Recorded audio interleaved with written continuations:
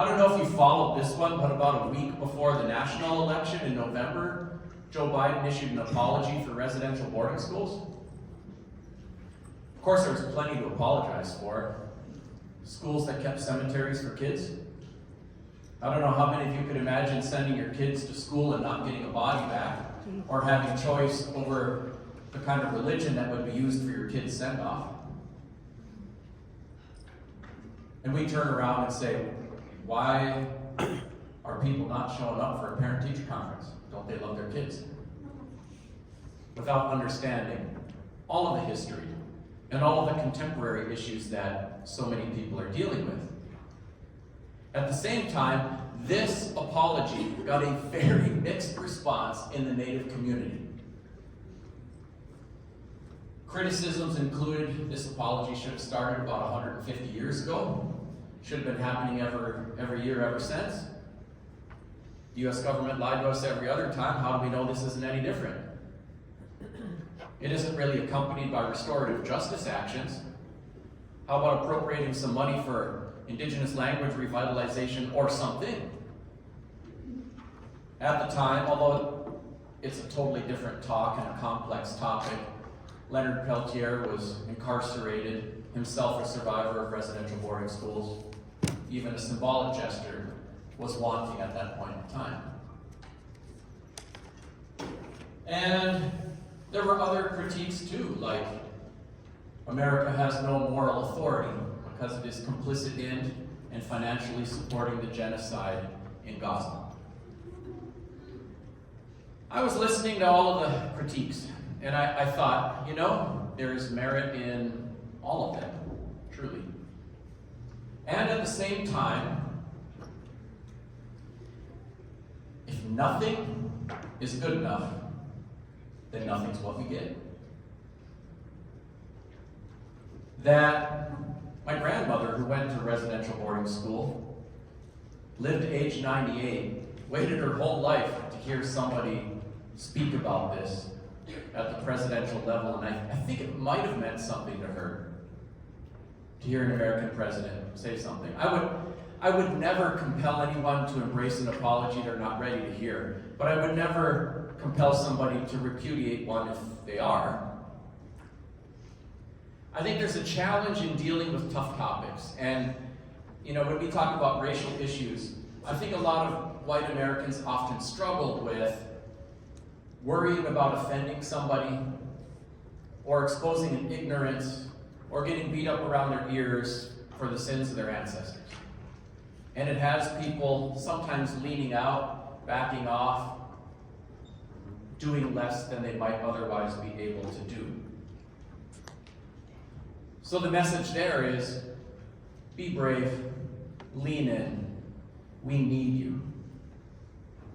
Your racial condition, the dominance of the English language means you can travel the whole world and somebody will speak to you in English. Even if you buy a house in Costa Rica, they'll do the whole real estate transaction and you can hire a domestic service team. They'll all speak to you in English even though the official language is Spanish. As a result, it's like we've been skipping leg day for life.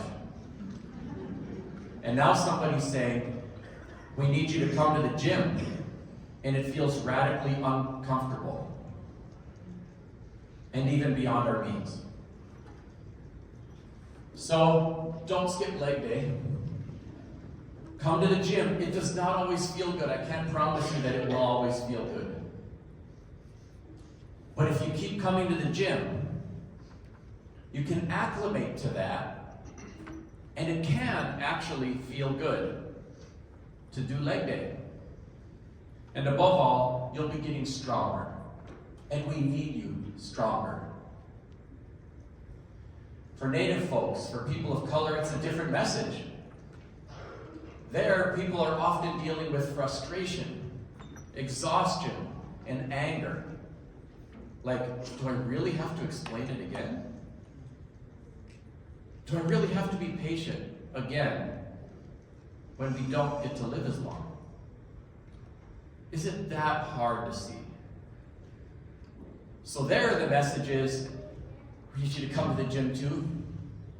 Yes, you do actually have to spend some of your sacred time spotting other people. That doesn't mean that they won't be doing their part of the lift. Yes, we do have to be mindful that righteous though the indignation might be, that we cannot chase everybody away from the table and complain about eating alone. We all will have discomforts to bear in the effort to make things different and better for these kids. And it will not always be easy. Ultimately, as I think about this apology, we've had 500 years of shut up culture. Somebody says there's a historical injustice, and somebody says, shut up, it all happened in the past. Somebody says there's a contemporary injustice, and someone says, shut up, quit playing the race card.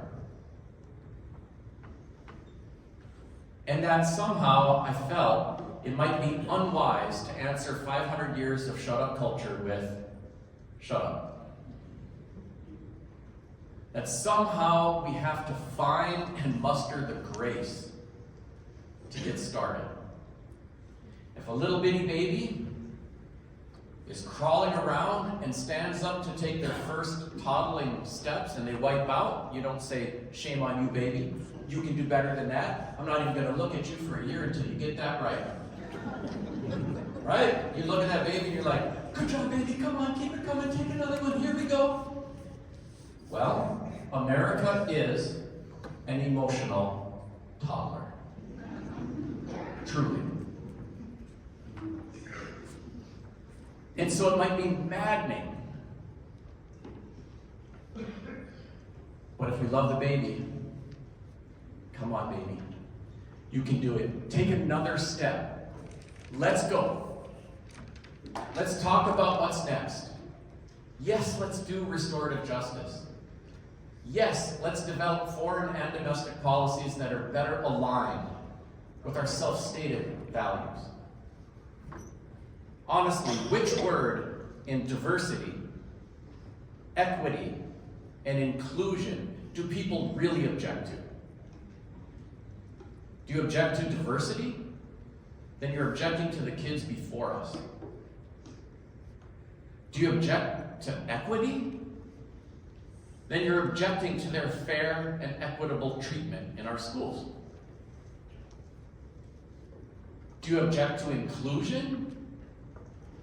Then you're objecting to including those kids and their families in everything that we do. People aren't even thinking about the words. They're taking an acronym, they're using it, as a straw man, and misidentifying everything that it's about. Because diversity, equity, and inclusion includes closed captions on videos. It includes healthy, well-designed SPED programs. It includes opportunities for our kids to learn about themselves as well as the rest of the world. It includes so many things. And it may not make people comfortable, but the diversity is here to stay. Forever. Everywhere on planet Earth. In 4 American states, Native Americans are the largest minority group. Alaska, Montana, North Dakota, South Dakota, and Hawaii has never had a white majority population since it became a state. In well over a dozen states, they're already minority majority. And in California and New Mexico, whites are the largest minority population. It doesn't matter Democrats or Republicans or what they do on the policy front, that's who's here. That's who is before us. And it will only grow. They'll hurt a lot of people, but it will never change the demographic shift.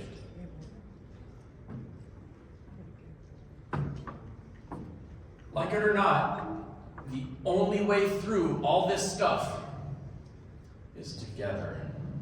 Woo! See.